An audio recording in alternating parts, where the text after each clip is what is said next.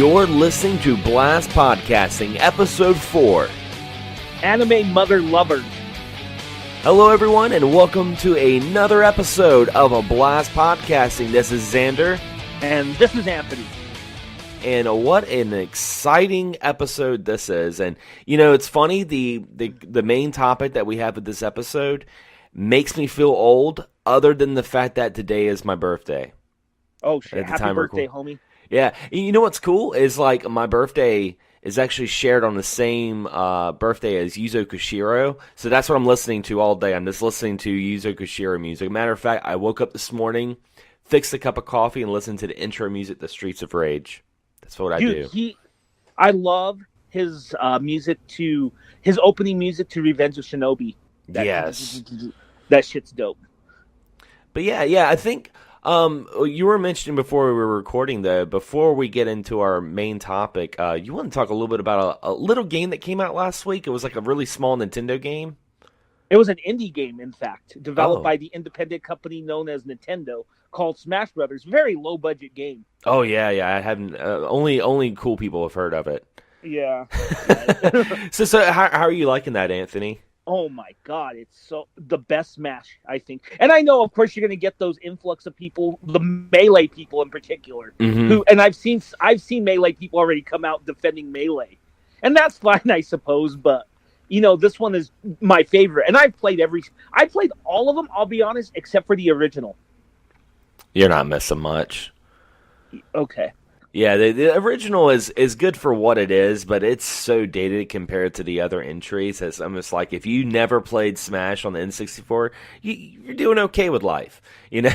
But I got it, and you know, one of the things that I really like about Smash is just the amount of content this game has. Oh my god, it's ridiculous. There's so many adventure modes. There's like the Warrior of Light where you're playing as Kirby and you're pretty much resurrecting all the warriors that just got killed because apparently the Master Glove was Thanos and like killed everybody. Yeah. Oh shit.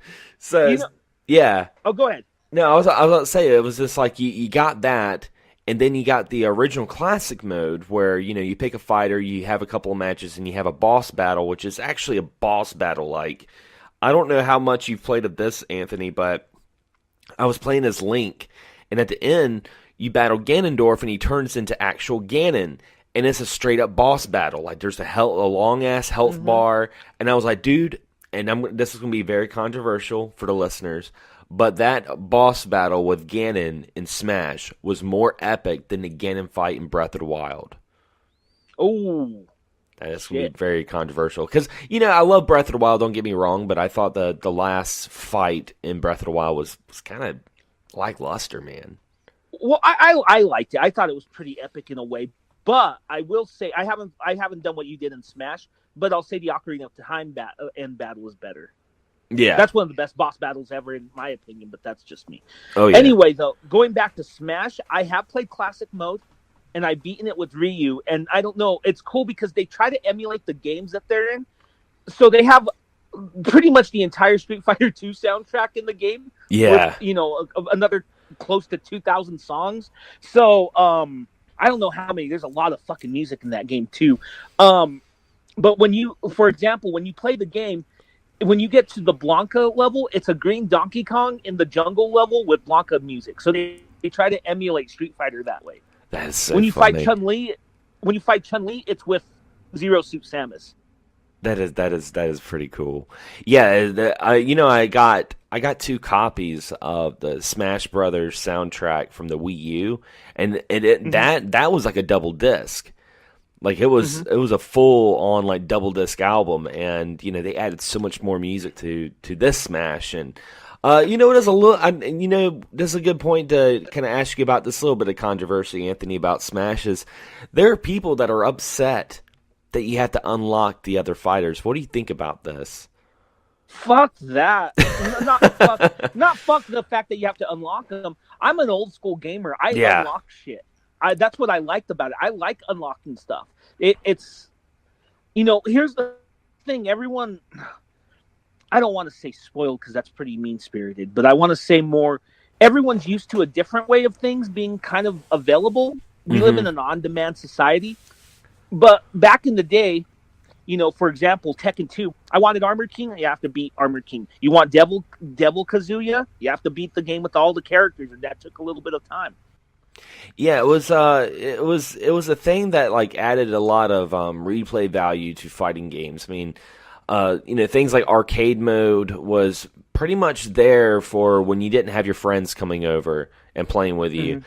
And then, the unlockables was to keep you playing the game. And this is the funny, ironic thing is the same people that are complaining they have to unlock all these characters are the same people who complain about DLC. It's like, dude, you can't have it both ways. Exactly. So I mean, it's like, do you want to unlock all the characters or do you want to pay $5 a character? Like, I know Smash is going to have DLC. Because they did announce. I don't know if you saw this. I'm super excited. I'm super excited for the DLC character. Oh yeah, Joker from Persona 5, which is a pretty good indication that we're going to get Persona 5 on Switch, which I'm happy with because I still haven't played it, and I'm going to get it on the Switch. From what I understand, the rumors are saying that this is like Persona 4 Golden on the Vita, which means it might be the definitive version. It's more of a director's cut. Yeah. Yeah, because Atlas does that all the time. With Persona 3, they released Fest. With Persona 4, they released Golden. There's always it's always a superior version, and I think that's what's going to happen. And I will double dip for that game because that game was my top game of 2017, and it's one of the few games in recent years that broke into my top 10 games of all time. Oh, wow. So yes, I will double dip for that game for sure, my friend. Yeah, I still haven't played it, but I love the soundtrack. It's one of those games that I've never played it, but I listen to the music a lot. I love the music. I would just, at this point, I would wait for the Switch version. Mm-hmm. Rumor has it, too, that the day Joker is released is when they're going to announce the Switch version. Yeah, it makes sense. Whenever that's going to be, because... Yeah, I mean, we still have Shin Megami Tensei 5 that hasn't even been announced for the Switch yet. I mean, they showed trailers and teasers, but we still don't have a release date on that either. So we're going to get a lot of like freaking crap in 2019. Oh yeah, it's going to be a great year. And you know what's funny about that series is it's deeply rooted into the world of anime too, in a way, with its character designs. And you know where I'm going with this. Oh yeah, great segue to our meat and potatoes of the episode, and that is anime. This is something that I've had a couple listeners ask me, they're like, hey, when are you guys going to talk about some anime? Because we've had some really good reception with this new show. Last episode with Karkamo, I just actually got a comment this morning where someone was like, man, that was a really good episode. And even some of my friends who aren't into wrestling, when they heard that I was doing... we were doing an episode that had to do with wrestling, they were kind of apprehensive about listening to it at first. I'm like, no. It's about wrestling, but it's more about a wrestler. It's about Karkamo. And they listened to it, and they really loved it. And I'm like, yeah, that's really what I wanted to do with the show and go into something, And again, Karkamo, if you're listening, thank you for being on the show, man. You were a great guest. But yeah, I want to say something real quick before you go forward about Karkamo, the Karkamo episode. I listened to it, and you and I have recorded tons of podcasts, separately, of course, right? Mm-hmm. And I will say, on hindsight, which is 50-50, hindsight and listening to it, that is probably hands down in my top 5 experiences of recording podcasts and listening to them. And I'll tell you why, because I've done podcasting for almost a decade now, right? I've done it since 2009. And I will say, I don't know why, but that was such an engaging and fun conversation. And it's just, I don't know, there's just something special hearing his story that I, for once, because I'm a talker, that, I got to shut the fuck up and listen. And it was just such a magic, it was just such a good experience. It was just such a wonder. It's in my top 5 podcasting experiences of all time. Yeah, it was definitely that's not good. easy to do. Yeah. Well, speaking of all time and life, we're going to talk about some anime, and I'm gonna ask you, Anthony, how did you get into anime? Like, I want to hear your origins because I'm going to get into mine afterwards. Origin story time. This is always fun. Mine. Here's the thing. I remember we used to, when I was a little kid. I remember watching certain things that we got. So I remember watching episodes of Robotech, but I didn't quite understand it. And then I remember one of the first movies I ever watched. You ever seen Unico, the little unicorn? Oh By yeah, yeah. Yeah, that was one of the very first anime movies I watched, and they released it here. And from what I recall, I liked it as a kid, but in hindsight and researching it, because I research everything that I get interested in, it was heavily Americanized. Like a lot of things were. But the big catalyst though was really in about 96 was the year that I got into anime, really, really into it. And I say that because every Sunday morning, our Fox station used to share time with UPN. You remember UPN, right? Yeah. Okay, real quick, for those that don't know, we used to have two separate regular, they call it regular channels, network television channels called WB and UPN back in the late 90s. Mid to late 90s. Then in the mid 2000s, they merged together to form what we know today as the CW. But UPN used to have a kids block, and they played this one space cartoon that was kind of neat, and I would watch that. But it was the show afterwards, and it was Techno Man. Oh wow. Yeah, you know Techno Man, right? Yeah, it sounds familiar. Okay, Techno Man was the show that it was this show about a guy who had an armored suit, blah blah blah, and I loved it. What's ironic though is what pissed me off about it was the show was a much more mature than most cartoons I had seen, even with some of the censoring, which I'll get into in a second. But I watched Techno Man, and then it ended on a cliffhanger, so I was pissed, right? Oh yeah, and shows Years did that. later, I find, huh? I said, yeah, I was like, the shows would do that. Like, it would sit there and show things on television, and if it wasn't getting popular enough, or if they were getting some new cartoon, they just pulled the plug. Exactly. I hated that. I hate that. That sucked. But luckily, years later, when I finally got my first computer, I was like, what happened with that cartoon Techno Man? Because by that point, I was really into anime, so I knew things were brought over and changed and whatever. And I found out Techno Man Blade was really an anime called Tekka Man Blade. Not Techno Man. And Tekka Man Blade, I've watched many times over the years, and it's in my top 5 anime series of all time. The Japanese version, that is. Yeah. Techno Man is good for what it is, but it's heavily cut. Like, for example, there's a homosexual character. In the American version, they made him into an actual girl. Oh, yeah. They kind of did something like that with Naruto.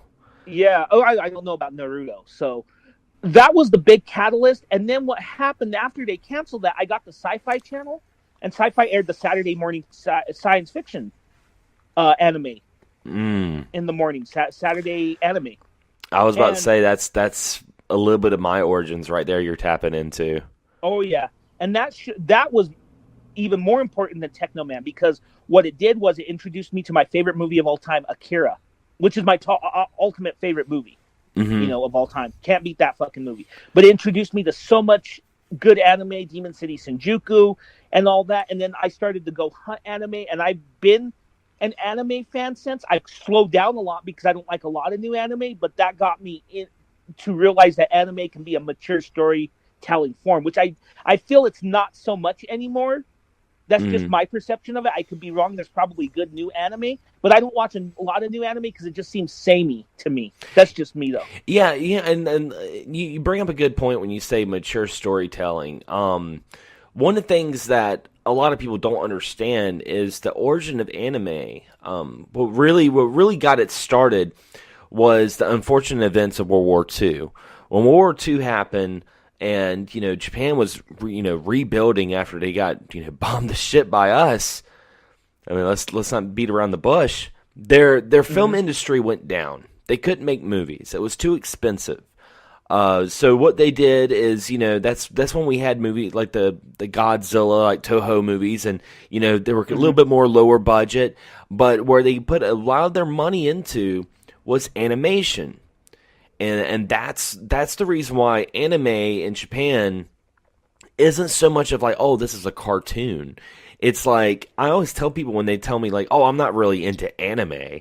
I'm like, well, I don't think it's so much that you're not into anime as much as you just haven't found an anime to watch. To me, saying like I'm not into anime, it's like saying I'm not into Hollywood movies in a sense.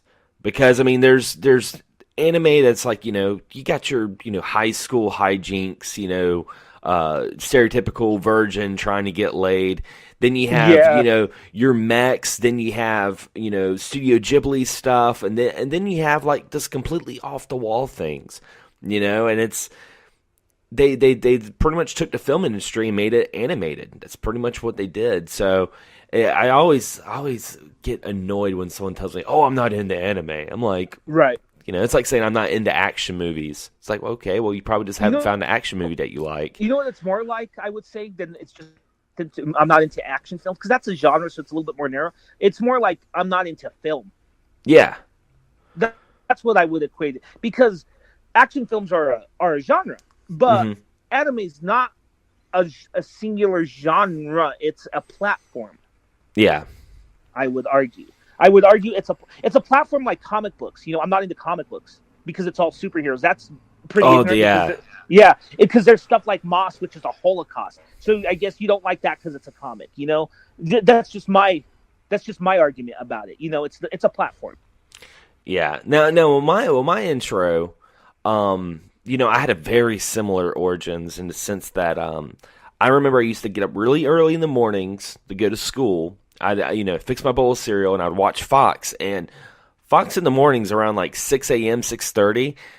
They showed a lot of like Godzilla movies. They showed a lot of Toho stuff and Ultraman. That's when I first got into Ultraman 7 and stuff like that.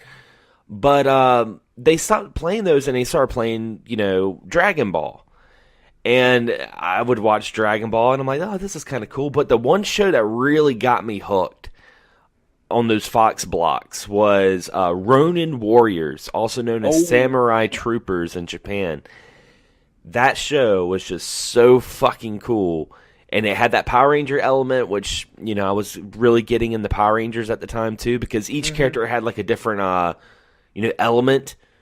And I believe it was, like, a Zodiac or something. It was like they had their own classification and colors, very similar to Power Rangers. And I watched that, and then, of course, you mentioned Sci-Fi. That's when they started showing the Sci-Fi channel in the mornings around like noon, and I watched like Vampire Hunter D and just completely blew my mind. Yeah, Vampire D was another one I should have mentioned. I forgot they aired that. That's a big one, and I still watch to this day. It's a classic. I think the alluring thing was just the maturity of it too, of watching those cartoons, because you mentioned Robotech. Robotech, like, even though Robotech was heavily edited by like two different animes that made one anime that's Robotech, it showed a character freaking dying. Something you don't see in like your Saturday morning cartoons. Exactly. I was like, holy shit, this dude's dead. Like, he's gone. I'm still critical. I have a history of being critical of Robotech, as you know. Yeah. And I'm still very critical of it now. But let's give it credit where credit's due. And for what it did, it was ahead of its time, because there was another series that did the same thing but dumbed it down in a way, and it's a lot more known than Robotech, and that's Voltron. People forget that Voltron is the same thing as Robotech. They took two animes. I know the one that everyone's familiar with is Go Lion, but there's another one that became what is known as Vehicle Voltron. But then, they censored shit, like, people got shot and they went into other dimensions and, robot doubles and stuff like that. But somehow Robotech kept some of the maturity that was originally in Macross and Southern Cross and, shows like that. That's why I always laugh when people tell me they're not into anime, but they love Generation 1 Transformers and Voltron. I'm like, you're watching anime. Yeah, exactly. You are watching anime. That's the thing. Even though G1 was written by some of the writers were Marvel comic writers, the animation was done in Japan, and you could tell. Yeah, those are Japanese robot designs, and you can tell. You look at the human characters like Sam. He has big eyes. He's done in anime style. Yeah. Yeah, it's a very, very interesting concept, and like I said, I'm the same way you are with like some of the newer anime. Like I don't watch a whole lot of new shows, and sometimes I think what it is sometimes is information overload for me, because so many animes have like so many episodes. It's like, oh, I want to get into this series, right? Yeah, it's like 500 episodes and like 280 or like some weird number, like 215 is filler. It was Yeah. like like I mentioned earlier, Naruto. Yeah. I did finish Naruto and Shippuden, and I started watching a little bit of Boruto. But what got Boruto? yeah, Boruto is like after Shippuden, and Boruto is like Naruto's son, Okay. and it's like a generational shift. They like talk about the kids, and the characters are older to the original characters, but that show is notorious for having filler, like terrible filler, because what would happen was the show would just keep on going before the manga was done, and that's what a lot of people don't understand. It's like when you get fillers because nothing's going on with the manga, but they want to keep the show going. And I found like a website. It was like nofillers.com or something like that, and you can pull up any anime, and it will tell you in green, yellow, or red how important each episode is. So you can go through it, and it's like, because some filler ties in with the story, so it'll be in yellow. It'll be like, all right, well, I'm going to watch this episode. But the episodes that are in red, forget about it. Like, you don't have to watch it. No beach episodes. No beach episodes, guys.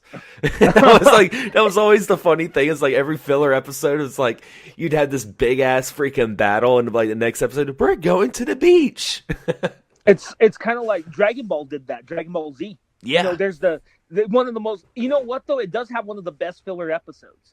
Goku and Piccolo trying to get their driver's license. Yes. I love that fucking episode. I know it's filler, but it's fucking great. It's so good, especially just the way they're dressed. Like freaking Piccolo's dressed like Will Smith from Fresh Prince. Because if you read the manga, it has a little bit. The manga has less humor. It's the same thing with Dragon Ball Z Kai. It's because it's the straight on story. It's not. There's no humor really. But even some like they even had filler story arcs that weren't too bad. I think Dragon Ball Z had some of the filler was bad, but some of it was good. Like the Garlic Junior saga, remember that? That was a cool little story. Yeah, and here's something here. I will go on the record because I finished Dragon Ball Super. I'm waiting to watch the movie, the new Broly movie. I want to watch that.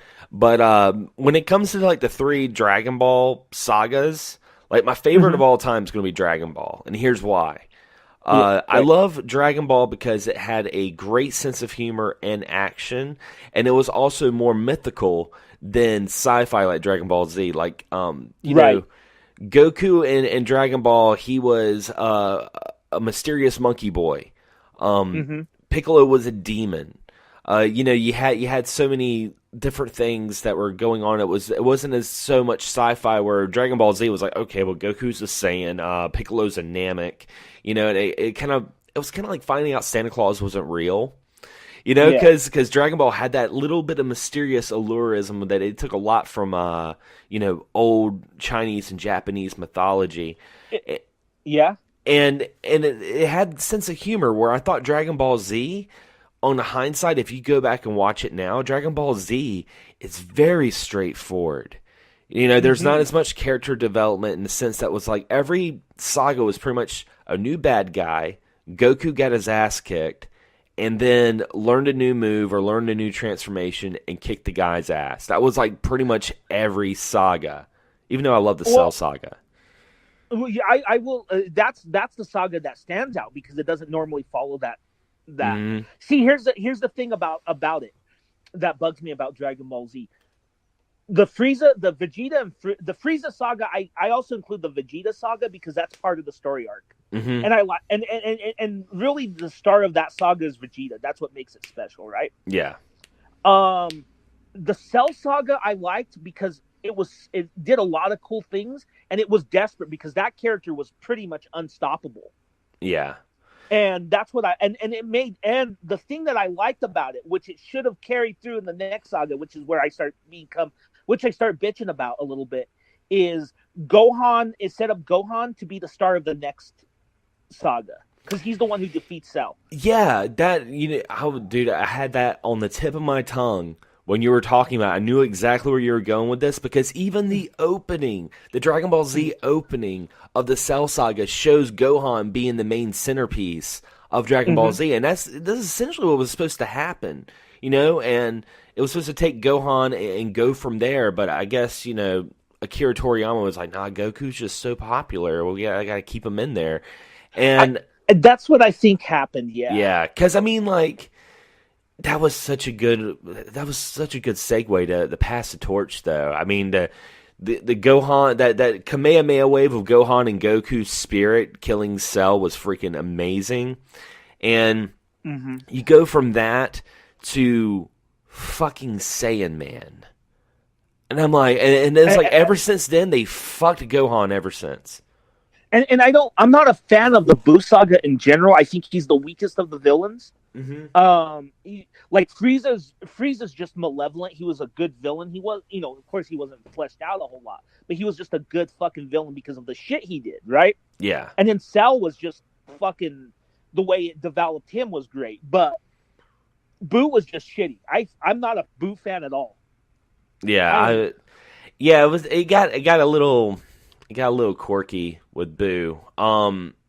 One of the things, and I don't know if you've seen too much of Dragon Ball Super, but one of the things I like about Dragon Ball Super is Dragon Ball Super does a great job mixing that old sense of humor of Dragon Ball with the Dragon Ball Z kind of action to it. Because I mean, like, okay, like you could always tell who was a fan of which era that got them into the series. Because I would talk to someone and we would talk about like Battle of the Gods, and we'd talk about Beerus, and they'd be like, what the hell, Beerus wants to destroy the world because Boo wouldn't share his pudding. What the hell's up with that? And I'm like, dude, that is total Dragon Ball right there. Yeah. That is some classic Akira Toriyama sense of humor. Like that's the kind of shit that he would do. So they would do stuff like that, and I would be like, man, that's freaking hilarious. Like one of the things that in the Broly movie, and this is, I guess, a little bit of a spoiler, but Frieza wants to get the Dragon Balls because he wants to be 2 inches taller. It's just like you hear stuff like that and you're like, that's Akira Toriyama. But yeah. I don't want to talk too much about just Dragon Ball this episode. We could do a whole episode. We really could. Yeah, we should in the future though. That's a show idea. That's what's great. We get show ideas in the middle of shows. Yeah. So But yeah, going from that, what would you say is probably one of your favorite anime series that you don't hear a whole lot of people talk about? Well, let's see. I'm trying to think. Tekkaman Blade, of course. You didn't, Yeah. I mentioned that earlier. That series is just so. I know so one funny. anime series that you can gush on that you were supposed to make a movie, not a movie, but a video reviewing the whole series. You know which one I'm talking about? Yes, I do. I think. Yep. Evangelion? No. It's another mech one. I think it's like Voltums. Oh, Armor Trooper Voltums. Yep. Oh, that's one that no one knows about. I love Yes. that. That series is one of the best. That is such a fucking good series. But it's so hard to get. Yeah. It's so hard to get. Fuck. I love that show so much because it's so different from other mech anime series. It's so good. Elaborate a little bit. Okay, so it's about this guy named Chihiko, and he's part of a special forces, and they go into this there's like a civil war. It's been a little while since I've seen it, but there's a civil war or a war going on. Yeah. And he goes in, and they're about to steal a weapon, and he sees what the weapon is, and it's this beautiful woman, and she's in this pod, and she's naked, like typical anime shit. Yeah. And of course, what happens is, for whatever reason, his men turn on him, and they beat him up or something. It's been a while, and they leave him for dead, essentially. And he wants to find the woman and get revenge for what they did to him. So he lands on this jungle planet. And the series is it's a 52 episode series, and I think every 12 episodes or so, or 14 or something, is a story arc on a different planet. So the first is set in this junkyard planet, where he befriends these two companions that become his friends throughout the whole series. Mm-hmm. And they go on the quest to recover the woman, and how, you know, Chidoko falls in love with her, and it's fucking nuts. And what's great about it is what separates it from other mecha anime is most mecha anime, the main character gets one mech throughout the whole series. Yeah. This guy goes through mechs like none fucking other. They just blow up all the fucking, and he is always having to get a new one, huh? That's funny. Yeah, that's still a series that I need to watch myself. Oh, I thought you did watch it. Okay. No, I heard about it a lot, and I just haven't had a chance to watch it yet. But I was like, yeah, I want you to talk about this because, you know, I mean, that's a series that one of our listeners could be like, oh, I need to write this down because, dude, we have it so fucking lucky now when it comes to anime. Oh my God, this is showing my age. You know, the day is my birthday. I'm 33. There was a time that we didn't have Crunchyroll and Netflix and Hulu and, you know, the internet in general. That, you know, one birthday I remember I got a VHS and I thought I was the coolest shit ever because I could go to Suncoast and spend $40 on an OVA that had, you know, 4 episodes of a random ass anime. You were lucky. Yeah, you were lucky. 4 was lucky. Yeah. And they would always sell like fucking VHSs with like episode 5 through 7, and that would be it. You wouldn't even know. And the VHS would be like close to $30. Oh God, yeah. It was so bad that my friends and I would copy the VHSs and trade them. Oh fuck! You know what? Here's the thing about that too. Even when DVDs came in the picture, they were still high priced. I remember like the Evangelion box set, the old one, was like $128. Yeah, anime was a very expensive hobby. Now all you need is a Netflix subscription to watch Evangelion in April. So there you go. Yeah, that's crazy that they're bringing that series to Netflix. I mean, that, you know, a lot of people when they think of even Evangelion, of course they think about the iconic intro and the meme culture that took that over. But that was a very, very interesting anime. A lot of psychological things with that anime. I love it. It's in my top 5, but I'll tell you this, it's one of the most fucked up. But real quick with the Netflix thing, here's what people don't realize about that. You know, what Netflix has been doing, actually, a lot of people don't, on the bigger anime scene, I don't know if a lot of people realize what they're doing. When you think of anime distribution companies, what do you think of, Xander? Funimation, right? Mm-hmm. Or other companies, right? Well, what people don't realize is that Netflix is now a anime distribution company as well. They're not just getting like the rights from Funimation to put Evangelion. They own the fucking rights to Evangelion, the TV series, and the first 2 films. Funimation owns the rights to the Rebuild films. Yeah. But Netflix, that's what people are not understanding about this. Netflix owns the rights to Evangelion, all of them, including the physical distribution rights too now. Let's just hope they don't make a live action movie. Yeah, because they did. Because they're about to do that with Cowboy Bebop, and I'm nervous as fuck. You know, I'm gonna admit something, and I'm gonna get a lot of shit. I actually like the Ghost in the Shell movie. I didn't think it was too bad. For what it is, I didn't think it was bad. Yeah, I liked it. You know, a lot of controversy was with, you know, the choice of you know, Scarlett Johansson as the main character. And this is what I look at it. The original creator of Ghost in the Shell didn't give a shit, so why should we? Exactly. And you know what? To be honest, when I watched that movie, I felt it's a better movie than people give tribute. I thought it was actually a really good movie. And here's why. I thought it was a great tribute to the anime. I think it's more of a tribute than it is an adaptation. And there's a lot of subtle things like the end credits music. It was really cool because my best friend and I, we love the original film, right? Mm-hmm. But when you have the end credits, it plays the opening song to the anime. Yeah. When they're building when they're building the major in the anime, that was what was really cool about it. It's going to be one of those movies, and mark my words, man, it's going to be one of those movies that 10 years from now, people will be like, this was such a cult classic. This is one of those it will totally do that. Yeah. And not so much as in like something like Dragon Ball Evolution. That will always be trash. That will always be a trashy Let's have movie. Goku go to high school. Yeah. And the thing about it is like, again, you could always tell who was into a certain Dragon Ball series because they watched Dragon Ball Evolution and they were like, oh, this story was complete trash and blah, blah, blah. And I'm like, well, it was more based off Dragon Ball than Dragon Ball Z. A lot of people don't realize that. It was still even at that. Yeah, even at that, the guy who played Piccolo was really good. He played a good Piccolo, like an evil King Piccolo. But James Marsters. Yeah, but the Kamehameha is not a healing move. I remember that. God.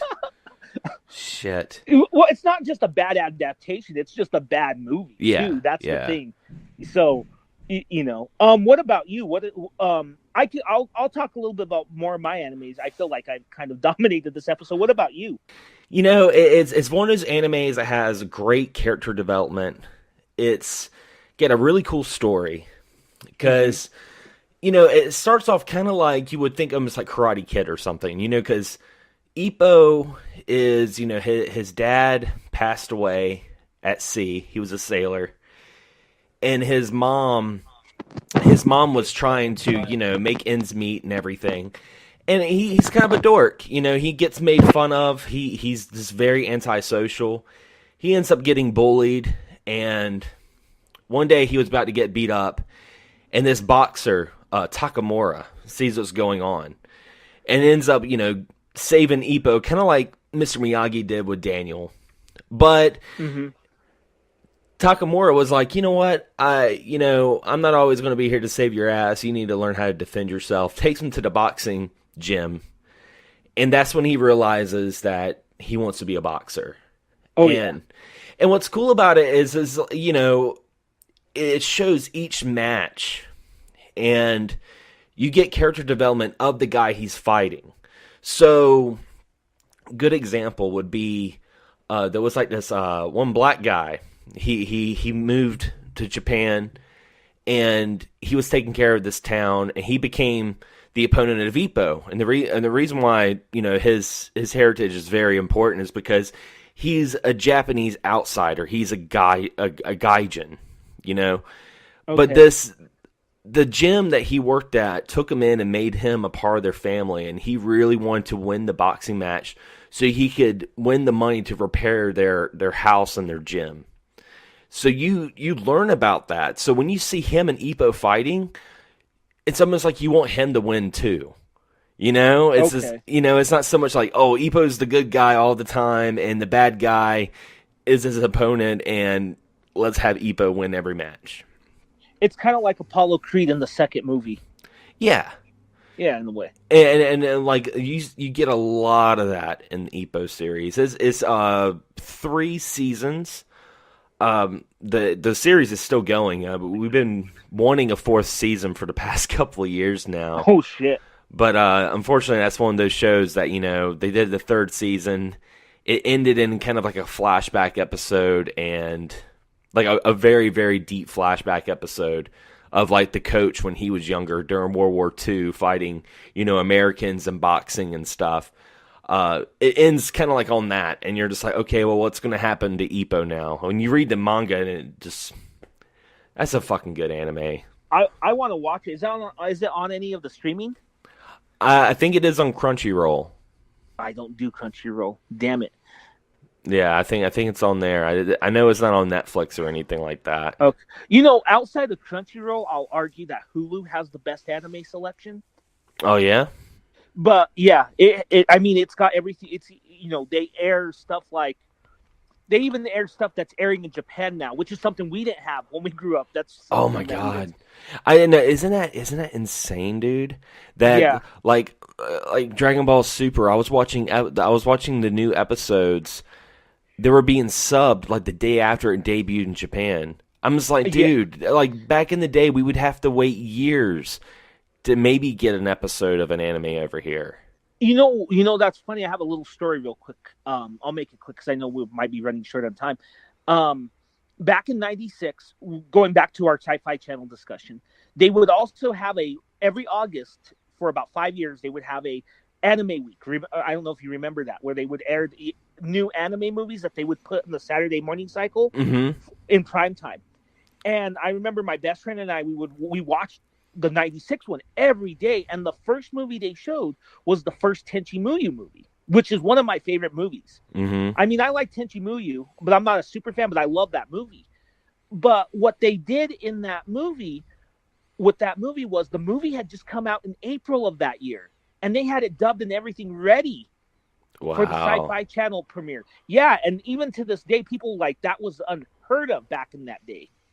How Yeah. quickly they got that ready for Sci-Fi Channel. Yeah, that's insane. Yeah, well, I was about to say, because we are running close on time, before we leave, and we definitely probably need to do a follow-up episode, like an anime episode part 2, because there's so much we didn't dive into.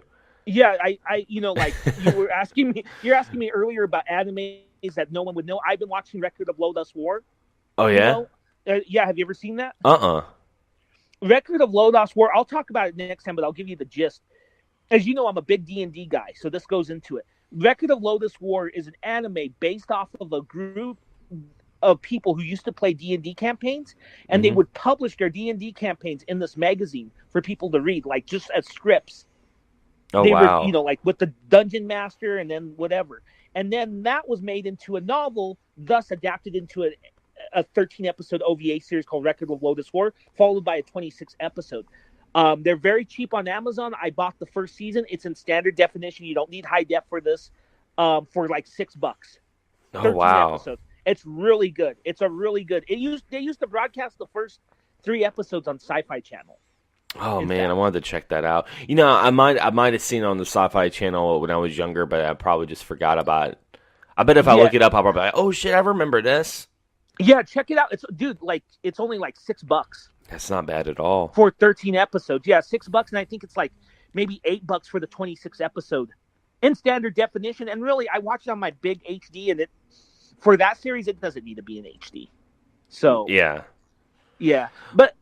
But yeah, so that series, and there's Shingu, The Legend of the Stellar Wars, and Noin, and a lot of series that I used to talk on my channel that I still love to this day that I'd like to talk about. So it's a big subject.